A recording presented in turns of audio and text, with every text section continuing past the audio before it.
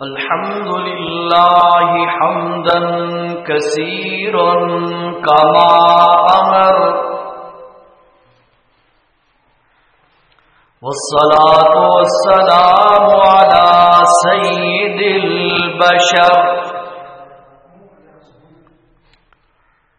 أشهد أن لا إله إلا الله وحده لا شريك له، وأشهد أن محمدا عبده ورسوله. أعوذ بالله من الشيطان الرجيم.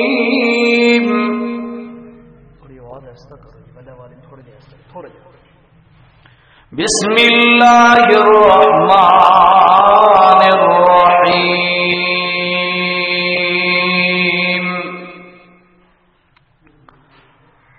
لا تنفع الشفاعة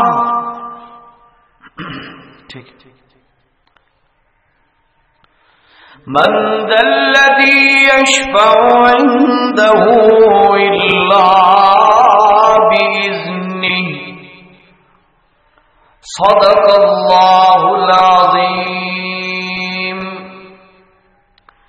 سبحان ربك رب العزة عما يصفون، وسلام على المرسلين، والحمد لله رب العالمين. اللهم صل على سيدنا ومولانا محمد وعلى آله وصحبه أجمعين.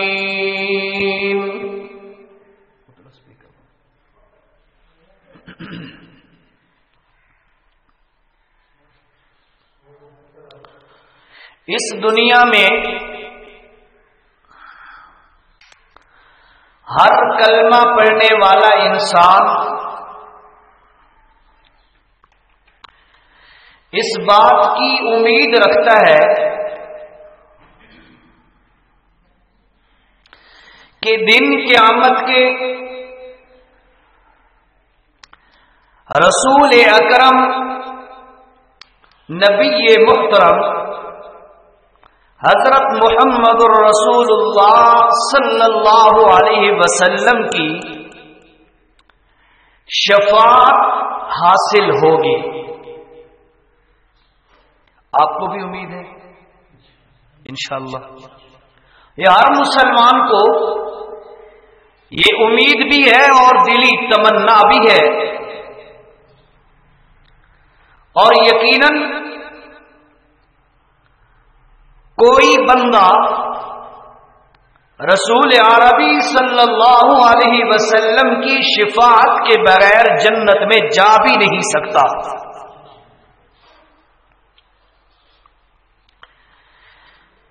لیکن پھر بھی اس آخری امت میں شفاعت کے متعلق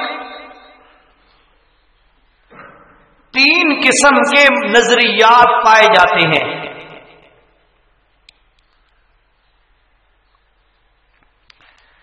پہلا نظریہ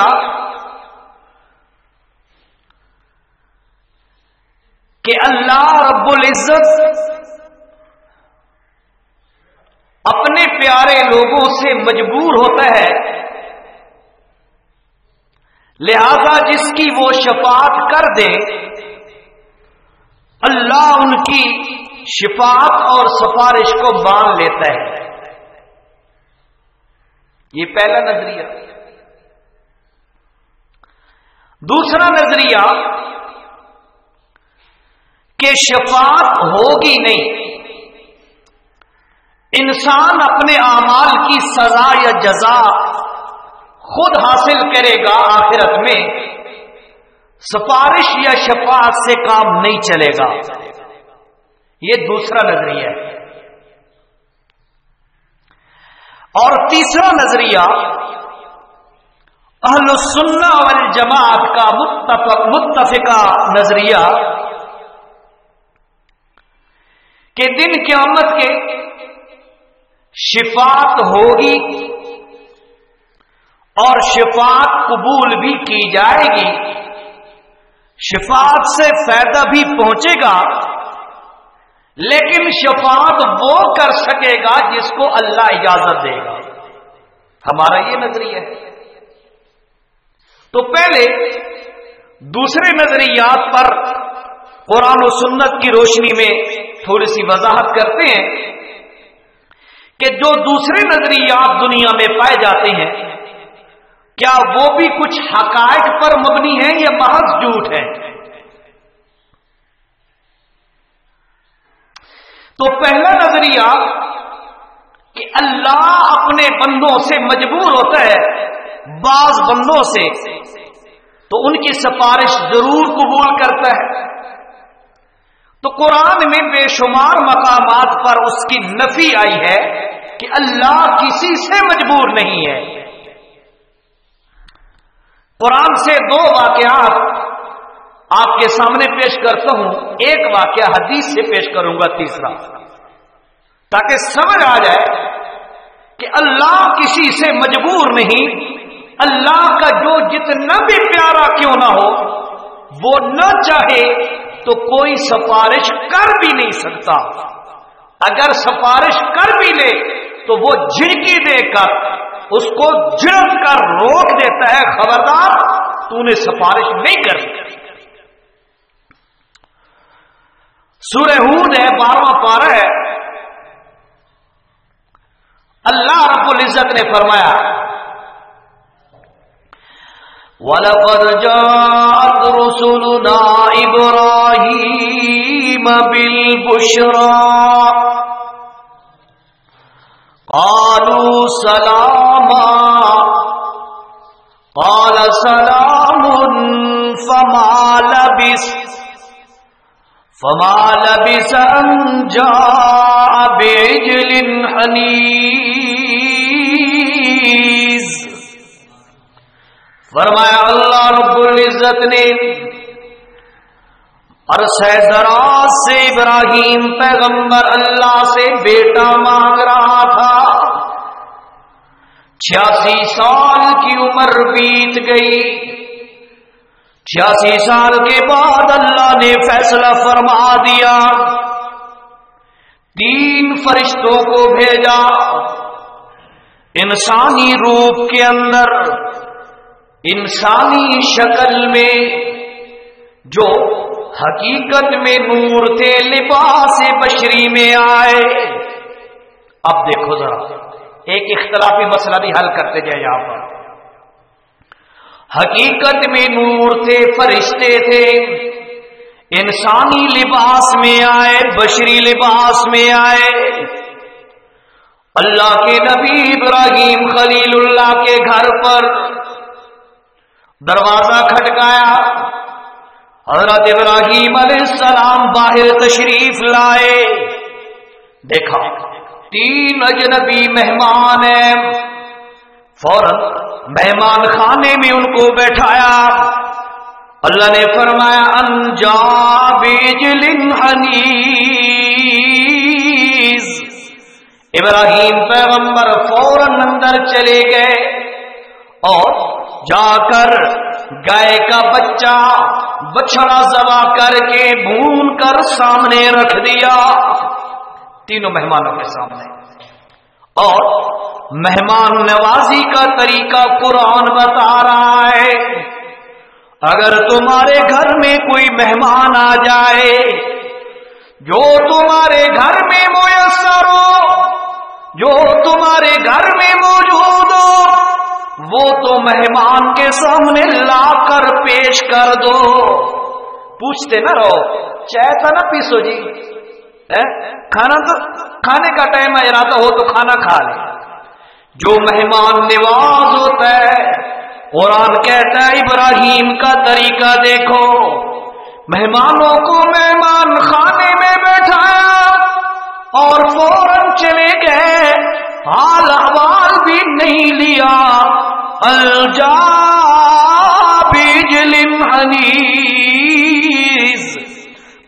بچڑا بھون کر ان کے سامنے رکھ دیا. آگے قرآن کہتا ہے فلما رأى أيديهم لا تصل إليه نكرهم وأوجس منهم خيفة قالوا لا تخف إنا أرسلنا إلى قوم لوط. حضرت ابراہیم علیہ السلام نے دیکھا تینوں مہمان کھانے کے لیے ہاتھ نہیں بڑھا رہے، ہاتھ بڑھائے نہیں آگے. ابراہیم علیہ السلام 14 پارے میں آتا ہے انا منکم وجلون. ابراہیم پیغمبر فرمانے لگے ہم تو دل میں خوف محسوس کر رہے ہیں، دل میں کھٹکا لائق ہو گیا.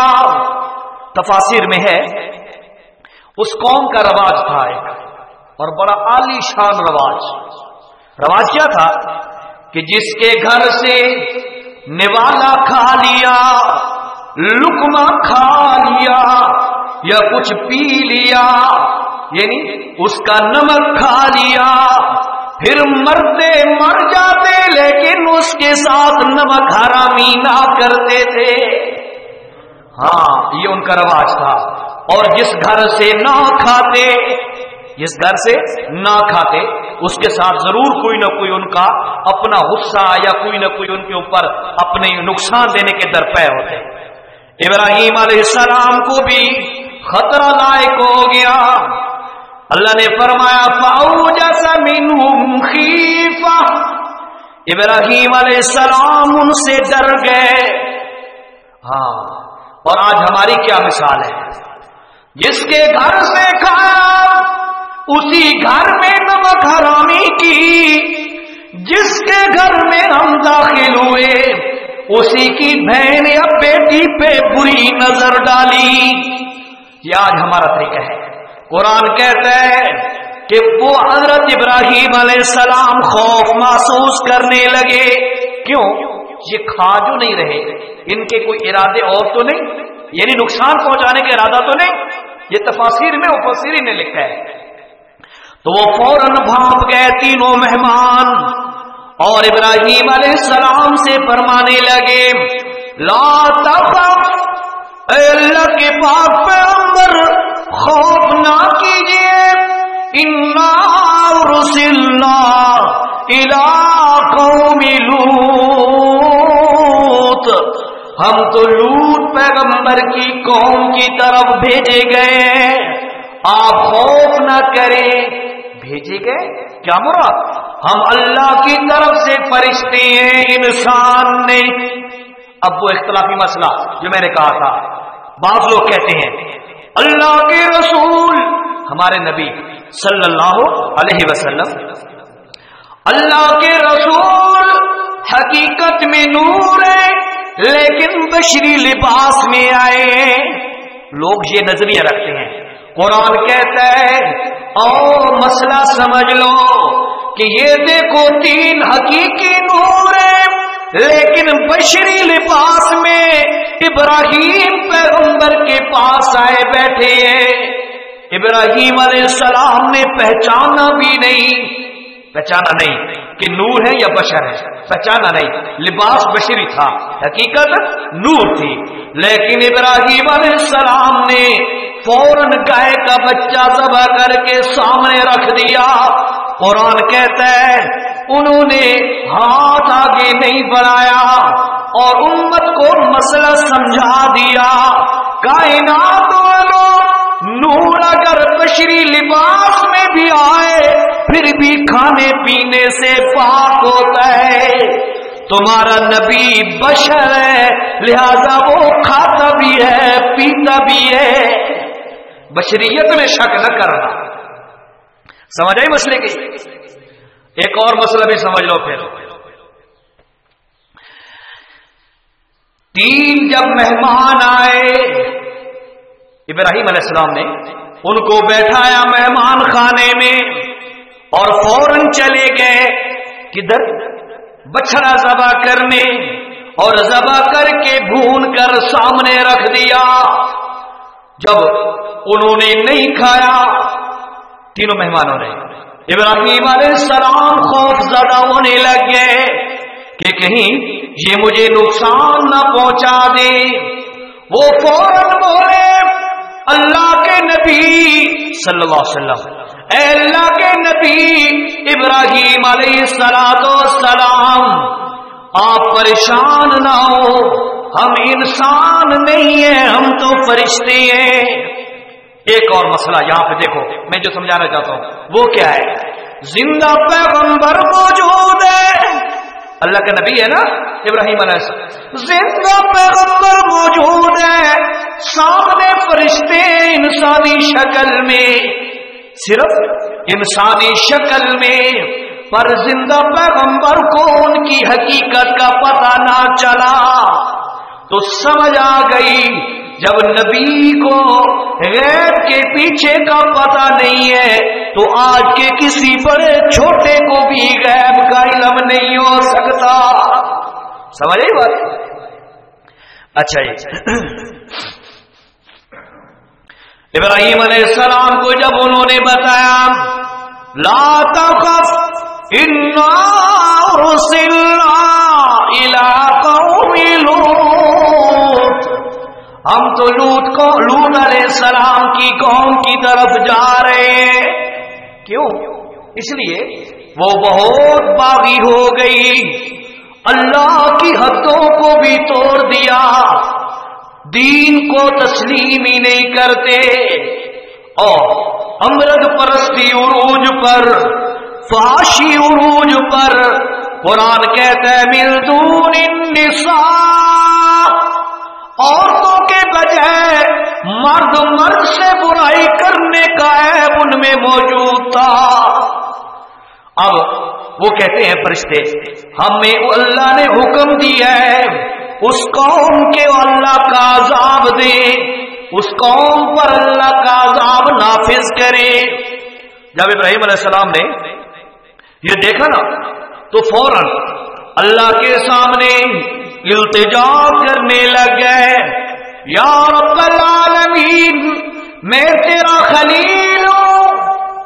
سمجھنا ذرا میرا موضوع، اللہ کسی سے مجبور نہیں ہوتا، سمجھ آئی نا؟ موضوع یاد ہے نا، اللہ کسی سے مجبور نہیں ہوتا۔ اب دیکھو ابراہیم علیہ السلام نے ہاتھ اٹھا دیے اور اللہ سے التجا کرنے لگے، الہ العالمین میں تیرا خلیل ہوں، میں تیرا نبی بھی ہوں، میں تیرا رسول بھی ہوں، الہ العالمین مہربانی فرما، میری ہاتھوں کی لاج رکھتے ہوئے آج قوم لوط سے درگزر فرما دے۔ میں شفاعت کر رہا ہوں، میں سفارش کر رہا ہوں، لیکن میرے بھائیوں اللہ کسی سے مجبور نہیں ہوتا۔ اللہ نے فرمایا یا ابراہیم عارضاً ھذا، اے میرے ابراہیم پیغمبر اس بات کو ہی چھوڑ دیجئے، یہ بات نہ کر، دعا نہ مانگ، ان کے لیے سفارش نہ کر۔ کیوں؟ انہ قد جاء امر ربک، تیرے رب کا حکم اب ہو چکا ہے، تیرا رب فیصلہ کر چکا ہے۔ ابراہیم پیغمبر جب ہمارا فیصلہ ہو جائے اس وقت ہمارا کوئی محبوب بھی پکارے تو ہم اس کا بھی لحاظ نہیں رکھا کرتے، ہم کسی سے مجبور نہیں ہیں۔ تو جو پہلا نظریہ ہے کہ اللہ بعض لوگوں سے مجبور ہوتا ہے، ان کی سفارش کو قبول کر لیتا ہے۔ ابراہیم پیغمبر اللہ کا خلیل ہے، قرآن کہتا ہے واتخذ اللہ ابراہیم خلیلا، کہ ہم نے ابراہیم کو اپنا خلیل بنا لیا تھا۔ خلیل دا معنی کی ہوتا ہے پتہ؟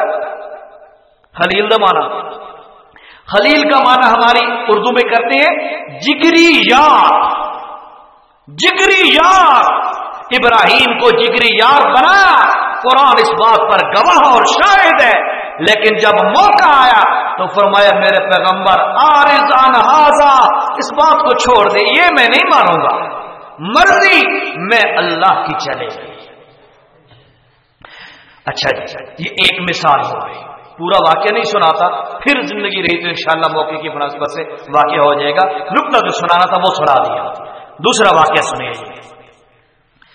اللہ رب العزت نے فرمایا، یہ بھی سورہ ہود ہے، 12واں پارہ ہے، حتی اذا جاء امرنا وفارت النور قل نحمل فيها من كل زوجين اثنين واهلك الا من سبق عليه القول ومن آمن وما آمن معه الا قليل۔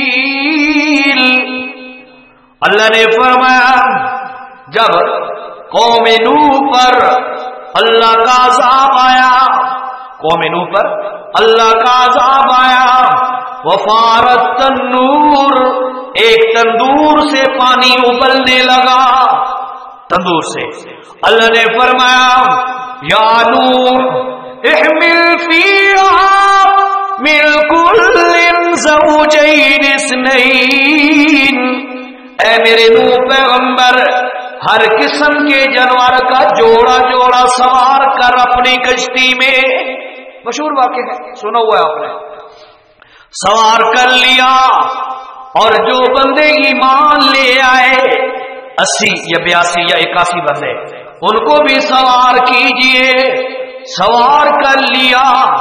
اللہ نے فرمایا جب سوار ہو گئے تو اب نوح پیغمبر کہتا ہے بسم اللہ مجریہا ومرساہا ان ربی لغفور رحیم۔ ابراہیم نوح علیہ السلام سوار ہو گئے جب کشتی میں، کشتی چل پڑی، دعا پڑی، قرآن کہتا ہے وَهِيَ تَجْرِي بِهِمْ فِي مَوْجٍ كَالْجِبَالِ،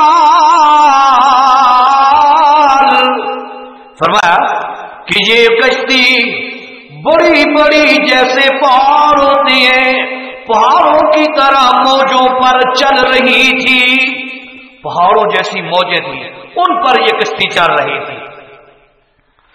اور فرمایا جب پہاڑوں جیسی موجیں نوح پیغمبر نے دیکھی، سامنے دیکھا تو بیٹا کھڑا تھا، کنعان، بیٹا کنعان کھڑا تھا۔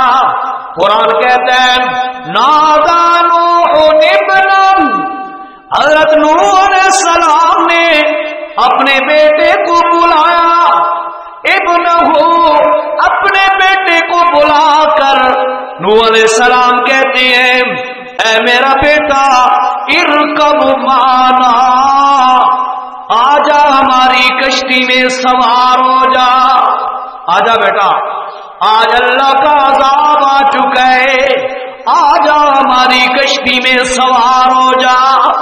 بیٹا کہتا ہے سآوی الی جبل یعصمنی من الماء، بیٹا کہتا ہے ابا جی میں پہاڑی پہ چڑھ کر جان بچا لوں گا، پہاڑی پہ چڑھ کر جان بچا لوں گا، تیری کشتی میں میں سوار ہونے کو تیار نہیں ہوں۔ اب باپ بڑا پریشان ہو، نوح علیہ السلام بڑے پریشان ہوئے، یا بنی ارکب معنا، آجا ہمارے ساتھ سوار ہو جا۔ وہ کہتا ہے نہیں، سآوی الی جبل یعصمنی من الماء، باپ کہتا ہے آجا، بیٹا کہتا ہے نہیں آتا، پہاڑی پہ چڑھ کے جان بچا لوں گا۔ باپ نے آگے سے ایسا جملہ کہا، میرے بھائیو ذرا آپ بھی سمجھیے جملے کو۔ وہ کہتا ہے حضرت نوح علیہ السلام فرماتے ہیں قال لا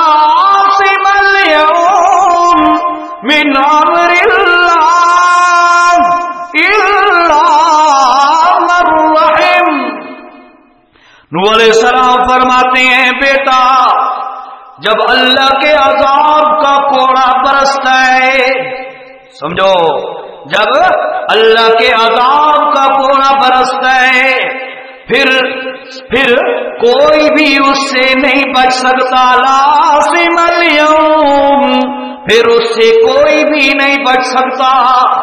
یہ نہ سمجھا کرو آج ہمارے پڑوسی ملک پر عذاب آیا ہم ہمیشہ محفوظ رہیں گے، نہیں، جیسے اللہ نے ان پر اپنے عذاب کا کوڑا برسایا اسی طرح کل مجھے بھی اللہ اپنی گرفت میں لے سکتا ہے، کوئی دور نہیں ہے۔ اللہ سے ڈرتے رہنا چاہیے ہمیں۔ اللہ اکبر۔ ہم کہتے ہیں جی جو فلاں ملک کے چاہے تھے فلاں واسطے ہو گیا جی، نہیں، میں اللہ سے دور نہیں ہوں۔ اچھا جی، قرآن کہتا ہے وَحَالَ بَيْنَهُمَا الْمَوْجُ فَكَانَ مِنَ الْمُغْرَقِينَ۔ اللہ رب العزت نے جب دیکھا کہ ایک طرف باپ ہے سامنے بیٹا ہے، باپ کہتا ہے سوار ہو جا، لیکن بیٹا مشرک ہے، اس کی اللہ پر نظر نہیں، پھر بھی اس کی نظر اللہ کے غیر پہاڑ پر گئی ہے۔ مشرک کی نظر جو ہمیشہ غیر اللہ پہ ہوتی ہے۔ اچھا اللہ نے فرمایا وَحَالَ بَيْنَهُمَا الْمَوْجُ، اللہ نے ایک پانی کی لہر اور موج کو، یوں سمجھو تشبیہاً، اللہ نے ایک پانی کی لہر یا موج کو کان سے پکڑ کر ان کے درمیان کھڑا کر دیا، حائل آ گئی ان کے درمیان ایک موج لہر، ایک طرف باپ ہے دوسری طرف بیٹا ہے، درمیان میں پانی کی لہر آ گئی، اور کیا ہوا؟ اللہ فرماتے ہیں فَكَانَ مِنَ الْمُغْرَقِينَ، دوسری طرف میں اللہ نے نوح علیہ السلام کے بیٹے کنعان کو غرق کر دیا۔ اب یہاں پہ بڑا اہم نقطہ توجہ، اللہ نے یہ پانی کی لہر اور موج کیوں کھڑی کی؟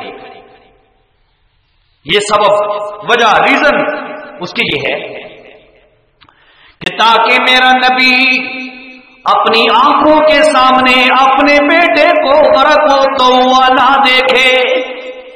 یہی ہے نا، سادہ سی ریزن ہے، سادہ سا سبب ہے، یہی وجہ ہے تاکہ میرا نبی اپنے بیٹے کو سامنے دیکھتے دیکھتے دیکھتے اس کی نظر کے سامنے وہ غرق نہ ہو جائے۔ درمیان میں پانی کی لہر کھڑا کر دیا، پانی کی لہر کو، اور کائنات کو مسئلہ بھی سمجھا دیا۔ توجہ، عقیدے کی اصلاح بھی ہونی چاہیے ساتھ ساتھ۔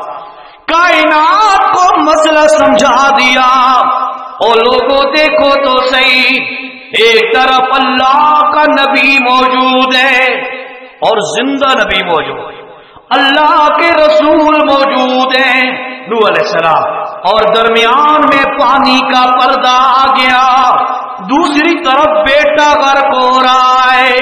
اللہ نے پانی کا پردہ اس لیے کھڑا کیا تاکہ میرا نبی دیکھ نہ سکے اور دنیا کو پتہ بھی چل جائے۔ اگر نبی کے سامنے پانی کا پردہ آ جائے تو نبی پانی کے پردے سے بھی نہیں دیکھ سکتا۔ یہ نقطہ سمجھایا۔ اور تم کہتے ہو بابے کی قبر پہ جاؤ تو بابا پہچان لیتا ہے، فلاں آیا کھڑا ہے، ہاں پاؤں والی جانب سے کھڑا ہوا جائے، کیوں جی؟ بابا جی کو گردن مروڑتے ہوئے تکلیف ہوتی ہے۔ قرآن کہتے ہیں پانی کا پردہ، دوسری طرف زندہ نبی موجود ہے، لیکن پانی کے پردے سے نہ دیکھ سکا۔ ادھر تیرا بابا مٹی کے پردوں سے کیسے دیکھ سکتا ہے؟ ہاں، اپنے عقائد کی بھی اصلاح کرو۔ ہمارا ایمان ہے ان اللہ یسمع من یشاء، اللہ رب العزت اپنی قدرت کے ذریعے جس کو سنانا چاہے سنا دے. فوت شدہ کو جو دنیا سے رخصت ہو گئے اللہ اس کو سنانا چاہے سنا دے. وہ قادر مطلق ہے, قادر ہے, کر سکتا ہے, لیکن قاعدہ نہیں ہے, کلیہ یہ نہیں ہے کہ ہر مردہ سنتا بھی ہے دیکھتا بھی ہے, یہ قاعدہ نہیں ہے. قاعدہ یہ ہے اموات غیر احیاء,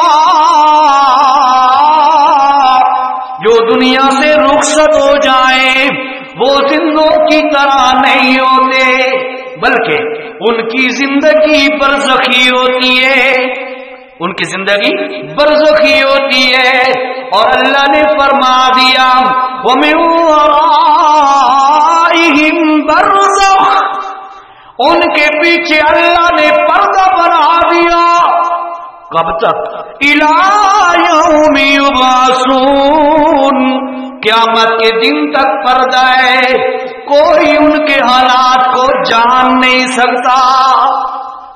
اور اللہ کا جہاں پردہ آ جائے, اللہ نے فرمایا بینہما برزخ, کائنات والوں دو سمندروں کے درمیان اللہ نے پردہ عائد کر دیا. ایک طرف کھارا پانی ہے, دوسری طرف میٹھا پانی ہے. ایک طرف پانی کا کلر علیحدہ, دوسری طرف پانی کا کلر مختلف, درمیان میں دیکھنے کے لیے کوئی پردہ بھی نہیں ہے. لیکن اللہ فرماتی ہیں لا یبغیان, وہ ایک پردے کو کراس نہیں کر سکتا. وہ پانی زندہ مثال, یہ جاؤ اٹک پل پر, اٹک کامرا, یہاں پل پر جا کر دیکھو, دو دریا مل رہے ہیں, ان کے پانیوں کا کلر ڈفر ہے, مختلف ہے. ایک کا تھوڑا سا گریننس زیادہ ہے, ایک میں بلیونس زیادہ ہے. تو وہ آپ جا کر دیکھیں ڈفر بالکل واضح نظر آتا ہے, دور تک وہ پانی جدا جدا جا رہے ہیں, مکس نہیں ہوتے. یہ میرا رب کی برزخ ہے, میرا رب کا پردہ ہے, اسے کوئی کراس نہیں کر سکتا. اچھا جی, اللہ نے فرمایا کہ نوح پیغمبر اور اس کے بیٹے کے درمیان پردہ حائل ہو گیا. اب فکان من المغرقین, وہ غرق ہو گیا. جب غرق ہوا تو فوراً جو پردہ آیا نا سامنے, اب ادھر غرق ہوا, جو کچھ بھی ہوا نوح علیہ السلام کو پتہ نہیں تھا. اب نوح علیہ السلام اور بیٹے کے درمیان جب پردہ آیا فوراً انہوں نے ہاتھ بلند کر دیے اور کہتے ہیں, قرآن کہتا ہے نادا نوح الرب, نوح علیہ السلام نے اپنے رب کے سامنے ہاتھ بلند کر دیے اور کائنات کو مسئلہ سمجھا دیا. جب بھی تم پر کوئی مشکل گھڑی آن کری ہو, جب بھی کوئی مصیبت آ جائے, کوئی دل کو ٹکڑے کرنے والی بات آ جائے سامنے, اس وقت جیسے نوح پیغمبر نے اپنے رب کے سامنے ہاتھ بلند کیے, اسی طرح میرے بھائیوں, اللہ کے نبی کے امتیوں, جب بھی کوئی مصیبت آئے اللہ کے سامنے اپنے ہاتھ بلند کر کے دعا کیا کرو. کسی اور کے سامنے نہیں, کسی قبر پر, کسی پتھر پر, کسی گھوڑے کے سامنے, کبھی کس کے سامنے نہ. جب بھی کوئی مصیبت آئے تو تمہارے لیے ایک ہی ملجا اور ماوا اور دعاؤں کا سننے والا ہے. وہ تو بار بار کہتا ہے ادعونی استجب لکم, تم مجھے پکارو تو صحیح, میں جی کر کے لبیک کر کے جواب دیتا ہوں. پکارو تو صحیح, ساری زندگی کے گناہ لے کے آؤ, ساری زندگی کے بغاوتیں لے کے آؤ, نافرمانیاں لے کے آؤ, لیکن ایک دفعہ اپنی دل کی گہرائیوں سے میرے سامنے توبہ کر لو, معافی مانگ لو, ہاتھ جوڑ کر اللہ سے بخشش مانگ لو. اللہ فرماتے ہیں مجھے اللہ ہونے کی قسم ہے میں تانا بھی نہیں دیتا، بغیر تانا دیے معاف کر دیتا ہوں، ہاں، اور میں تم سے دور بھی نہیں ہوں۔ یہ نہ سمجھنا اللہ کو منانے کے لیے کہیں دور مسجد میں جانا ہوگا، کعبۃ اللہ شریف میں جانا ہوگا، کسی بزرگ کی محفل میں جانا ہوگا۔ ہاں، بزرگوں کی محفل میں جاؤ، برکت حاصل ہوگی، وہ علیحدہ بات ہے۔ یہ نہ سمجھو کہ صرف ادھر ہی توبہ قبول ہوگی، بلکہ اللہ نے فرمایا وَإِذَا سَأَلَكَ عِبَادِي أَنِّي فَإِنِّي قَرِيبٌ، کہیں دور جانے کی ضرورت نہیں ہے، اپنے گھر میں، اپنے گھر کے کمرے میں، اپنے کمرے میں بیڈ پر بستر کے اندر لیٹ کر اللہ کے سامنے چھپ کر معافی مانگ لو۔ اللہ فرماتے ہیں مجھے اللہ ہونے کی قسم ہے، تم بستر میں معافی مانگے گا میں تیری ساری خطائیں معاف کر دوں گا۔ ہاں، یہ ایک ہی دربار ہے رب العالمین کا۔ نوح علیہ السلام نے ہاتھ بلند کر دیے، نادا نوح الرب فقال رب ان ابنی من اہلی وان وعدک الحق وانت احکم الحاکمین۔ نوح علیہ السلام عرض کرتے ہیں یا رب العالمین، آپ کا بندہ ہوں، میری التجا ہے، یہ میرا بیٹا غرق ہونے کے قریب ہے، درمیان میں موج کا پردہ ہے، پتہ نہیں ادھر کیا ہو رہا ہے، ادھر وہ غرق ہو گیا، قرآن نے پہلے بتا دیا فکان من المغرقین، وہ پہلے غرق ہو گیا۔ نوح علیہ السلام کو نے سمجھا درمیان میں بھی موج ہے، ادھر بیٹا ہوگا، ہاتھ دعا کے لیے بلند کیے اور عرض کرنے لگے یا رب العالمین، یہ میرا بیٹا ہے اور میری آل سے میری آل ہے، الہ العالمین میری آل کو تو بچا لیجئے۔ ہاں توجہ توجہ، ہاں بات کہتے ہیں جی شاہ صاحب ہیں جی سانو کی یہ نماز پڑھنے کی لوڑ ہے، ہم فلاح کے ساتھ ہم چلے جائیں گے۔ اللہ نے فرمایا میرا نبی کہہ رہا ہے ان ابنی من اہلی، میرا بیٹا میری آل میں سے ہے، میری آل میں سے ہے۔ اللہ نے کیا فرمایا یا نوح انہ لیس من اہلک، اے میرے نبی یہ تیری آل نہیں ہے، تیری اہل نہیں ہے۔ اللہ ہے تو میرا ہی بیٹا، میں جو بھی پروف دینا ہو میں دینے کے لیے تیار ہوں، اللہ ہے تو میرا ہی بیٹا۔ اللہ نے فرمایا میرے پیغمبر تیری آل میں وہ شریک ہو سکتا ہے جس کا عقیدہ اور عمل تیری طرح ہو، مشرک تیری آل نہیں بن سکتا۔ بندہ جھک کے گھوڑے دے آگے دے آکے میں سید صاحب تھا۔ اللہ نے فرمایا کہ انہو لیس من اہلک، وہ تیری آل میں سے نہیں، انہو عمل غیر صالح، اس کے عمل ہی تیری طرح کے نہیں، اس کا عقیدہ بھی تیری طرح کا نہیں ہے، وہ کیسے تیری اولاد بن سکتا ہے؟ پھر اللہ نے فرمایا اب دیکھ میرے پیغمبر فلا تسأل ما لیس لک بہ علم، میرے نبی جس بات کا پتہ نہ ہو اس کے بارے میں سوال نہ کیا کر۔ یہ کہا پھر آگے جھڑکی دی، پہلے تو یہ کہا نا جس کا پتہ نہ ہو اس کے بارے میں سوال نہ کیا کر، پھر فرمایا انی اعظک ان تکون من الجاہلین، اور فرمایا میرے نبی اگر تو نے اپنے بیٹے کے لیے آئندہ دعا کے لیے بھی ہاتھ اٹھا تو سمجھ لے میں اللہ تجھ سے نبوت بھی چھین لوں گا۔ تو میرا موضوع کیا ہے کہ شفاعت کے بارے میں پہلا نظریہ ہے، لوگ کہتے ہیں کہ اللہ رب العزت مجبور ہوتا ہے بعض بندوں سے.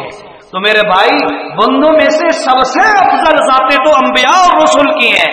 جب انبیاء کی یہ حالت ہے کہ ابراہیم پیغمبر نے قوم لوط کے لیے دعا کی، اللہ نے فرمایا نہ چھوڑ دے میرے نبی، سفارش نہیں مانوں گا. نوح پیغمبر نے اپنے بیٹے کے لیے دعا کی، اللہ پاک نے فرمایا میرے نبی نہیں مانوں گا یہ تیری سفارش، بلکہ اگر تو نے یہ دعا دوبارہ مانگی تو تیرا نام نبیوں کی لسٹ سے بھی نکال دو. اللہ کس سے مجبور ہے؟ کسی سے مجبور ہے. یہ دو واقعے قرآن سے سنا ہے. ٹائم بھی ہو گیا لیکن تیسرا واقعہ بھی سنو، کوئی موضوع کے کنارے تو لگے. تیسرا واقعہ حدیث سے. اللہ کے رسول حضرت محمد صلی اللہ علیہ وسلم، اللہ کے رسول صلی اللہ علیہ وسلم کے پاس ایک صحابی آئے، حضرت عبداللہ نام ہے، اور آ کر عرض کرتے ہیں یا رسول اللہ، آپ سے دو معروضات پیش کرنی ہے. بتا بھائی. میرا ابا عبداللہ بن ابی رئیس المنافقین فوت ہو چکا ہے. پہلی التجا تجھے ہے، آپ اپنی قمیض اتار کر دیں تاکہ اس باپ کو اس میں کفن دے دوں. ہو سکتا ہے اس قمیض کی برکت سے معافی ہو جائے. ایک. دوسری التجا یہ کہ میرے ابا جی کا جنازہ آپ نے پڑھانا ہے. جنازہ کیوں؟ کہ آپ جب مغفرت کی دعا کریں گے تو ہو سکتا ہے میرے باپ کی بخشش ہو جائے. اللہ کے نبی علیہ السلام نے قمیض اتار کر دے دی اور فرمایا عبداللہ جاؤ، جس وقت جنازے کی تیاری پوری ہو جائے مجھے اطلاع کر دینا. گویا میں ذرا شارٹ کروں گا، ٹائم اور ہو رہا ہے. اللہ کے نبی علیہ السلام کو بتایا گیا یا رسول اللہ جنازہ تیار ہے، آپ تشریف لائیے. اللہ کے نبی بمائے صحابہ تشریف لے گئے. اب میت سامنے رکھی ہوئی ہے اور اللہ کے نبی نے صفیں بنوائی. صفیں بناؤ. کیوں جی؟ جنازہ پڑھنے لگے ہیں. پھر اللہ کے رسول صلی اللہ علیہ وسلم کے متعلق قرآن میں 11ویں پارے میں آیت آتی ہے لقد جاءکم رسول من انفسکم عزیز علیہ ما عنتم حریص علیکم بالمؤمنین رؤوف الرحیم. فرمایا اللہ کے نبی امت کے معاملے میں بڑا حرص کرتے ہیں. کس چیز کا؟ مومنین کے بارے میں بڑا حرص کرتے ہیں کہ میرا ہر امتی، میرا ہر مومن امتی جنت میں جانے والا بن جائے. یہ اللہ کے نبی کو حرص ہوتا تھا کہ جتنے زیادہ میری امت کے لوگ جنت میں جائیں. اب اللہ کے نبی نے عبداللہ بن ابی کے منہ سے کپڑا ہٹایا کفن کا، اپنا لعاب مبارک، تھوک مبارک نکالی اور عبداللہ بن ابی کے منہ میں ڈال دی. دیکھو ذرا، دیکھو اس نبی کی محبت اور رحمت. آج ہم کہتے ہیں یہ ساری جماعت کا نہیں، لہذا اس کا آمنا بننا ہی ختم. اور بھائی نظریات کا اختلاف اپنی جگہ پر، لیکن تعلقات، شفقت، رحمت، اخلاق یہ بڑے ضروری آئٹم ہے. ایک دوسرے کے ساتھ محبت سے رہنا چاہیے. وہ اپنی جگہ پر نظریات، عقائد، اختلافات. اچھا جی، اللہ کے نبی علیہ السلام نے اپنا لعاب مبارک اس کے منہ میں ڈال دیا. کیوں؟ ہو سکتا ہے قمیض کی وجہ سے بخشش ہو جائے، نہیں تو جنازے کی وجہ سے ممکن ہے، نہیں تو میرے لعاب کی برکت سے ممکن ہے. یہ لعاب کوئی عام لعاب تو نہیں ہے، یہ وہ لعاب ہے جو کڑوے کنویں میں ڈال دیا جائے، اللہ کی قسم سارے کڑوے کنویں کا پانی میٹھا ہو جائے. جو علی کی آنکھوں پہ لگے علی کی تکلیف ختم ہو جائے، جو ابو بکر کی ایڑی پہ لگے تو کالے نام کا زہر ختم ہو جائے۔ یہ کیوں لعاب ہے؟ اللہ کے نبی علیہ السلام نے لعاب ڈالا، جنازہ پڑھنے لگے تو فوراً عمر آگے آ گئے، یا رسول اللہ یہ منافق، یہ دشمن، حضرت عائشہ پر تہمت لگانے والا، ہر موڑ پہ ستانے والا، آپ اس کا جنازہ پڑھ رہے ہیں۔ اللہ کے نبی نے فرمایا اس کو دیا عمر رک جا، ٹھہر جا، کیوں؟ اس لیے کہ میرے اللہ نے ابھی تک اس کا جنازہ پڑھنے سے مجھے منع نہیں کیا۔ اللہ نے منع نہیں کیا، میں کیوں نہ پڑھوں بھائی، میں پڑھوں گا۔ اللہ کے نبی نے جنازہ پڑھا دیا، جو ہی جنازہ پڑھایا، جنازے سے فارغ ہوئے، ادھر سے جبرائیل امین اللہ کا پیغام لے کر آ گئے۔ 10واں پارہ ہے، قرآن کہتا ہے جبرائیل امین نے اللہ کا حکم سنا دیا، استغفر لهم او لا تستغفر لهم ان تستغفر لهم 70 مرہ۔ اے میرے پاک پیغمبر توجہ، استغفر لهم، آپ اس کا جنازہ پڑھیں، او لا تستغفر لهم، یا جنازہ نہ پڑھیں یا جنازہ نہ پڑھیں، ایک مرتبہ تو بڑی دور کی بات ہے، ان تستغفر لهم 70 مرہ، اگر آپ اس منافق کا جنازہ 70 مرتبہ بھی پڑھیں، میں اللہ کہہ رہا ہوں لن یغفر اللہ لهم، مجھے اللہ ہونے کی قسم ہے آپ 70 مرتبہ بھی جنازہ پڑھیں تو میں پھر بھی اس کو معاف نہیں کروں گا۔ ہاں کہتے ہیں اللہ اپنے محبوبوں سے مجبور ہو جاتا ہے، ادھر ہمارے نبی سے بڑا محبوب کوئی نہیں، ایسے ہی ہے نا آپ کا عقیدہ، ہمارے نبی سے بڑی شان والا کوئی نہیں ہے۔ اب اللہ کے نبی نے کتنے طریقے آزمائے، کرتا دے دیا، لعاب ڈال دیا، جنازہ پڑھا دیا، اللہ نے فرمایا میرے پیغمبر تو جو کچھ بھی کر لے میں اللہ نہیں چاہتا اس کو معاف کروں، لہذا میں کبھی بھی معاف نہیں کروں گا۔ اللہ کہے تو مجبور نہیں ہوتا۔ اس سے 2-3 آیتیں چھوڑ کے نا آگے اللہ نے ایسا حکم دیا کہ انسان کانپ جاتا ہے۔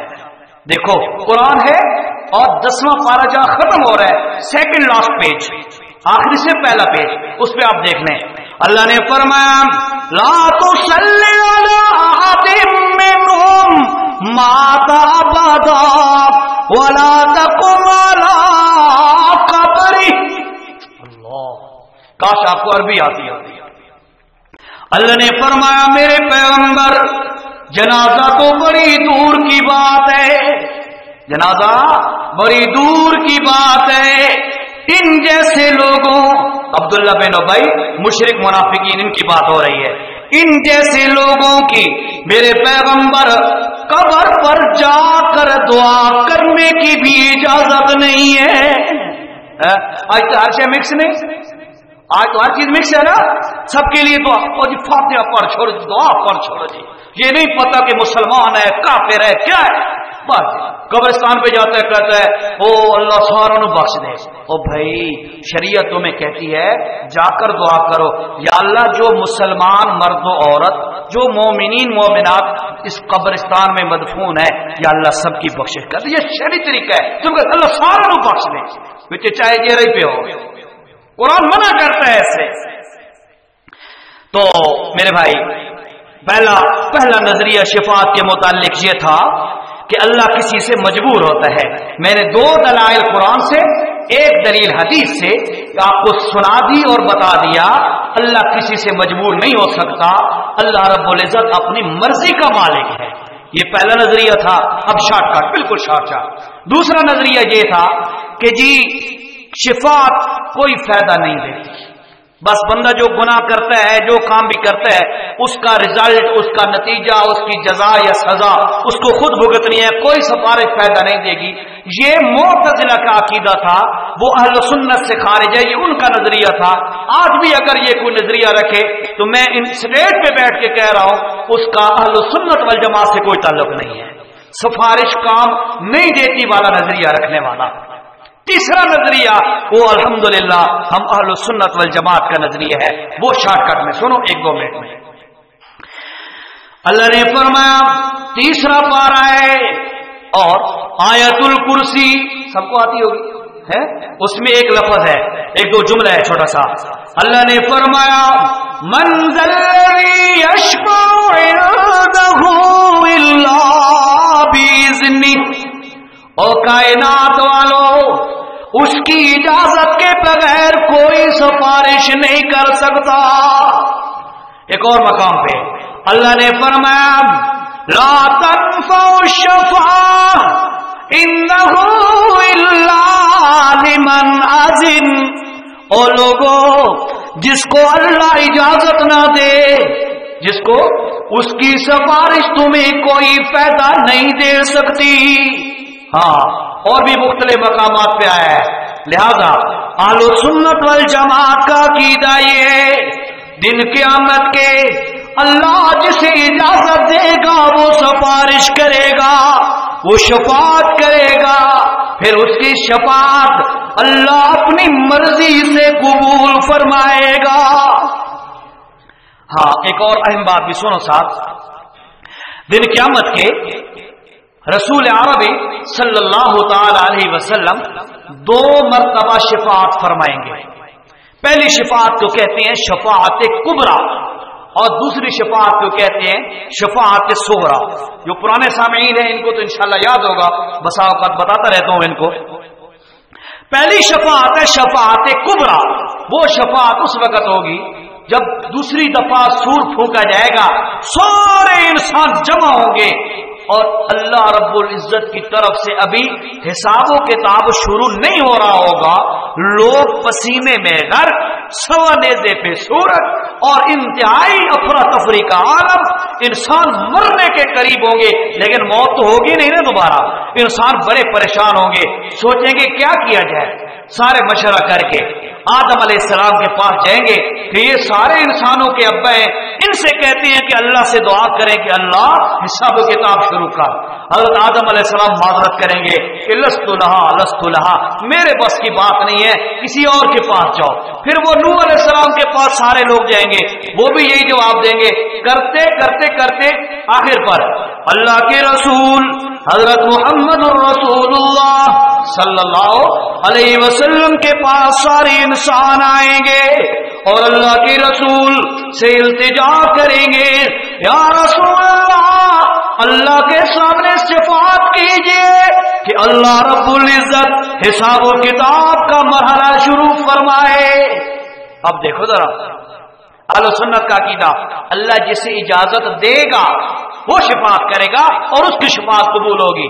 اب اللہ کے نبی سے بڑی ہستی کوئی نہیں ہے، لیکن اللہ کے نبی یہ نہیں کہیں گے چلو ترازو لگاؤ، ایسے کرو حساب و کتاب، نہ، بلکہ اللہ کی نبی نے فرمایا میں اللہ کے عرش کا ایک پایا پکڑ کر مضبوط تھام کر، اللہ کے عرش کا ایک پایا پکڑ کر سجدے میں گر جاؤں گا، روتا رہوں گا، بڑے عرصے تک روتا رہوں گا، کوئی پوچھنے والا نہیں ہوگا.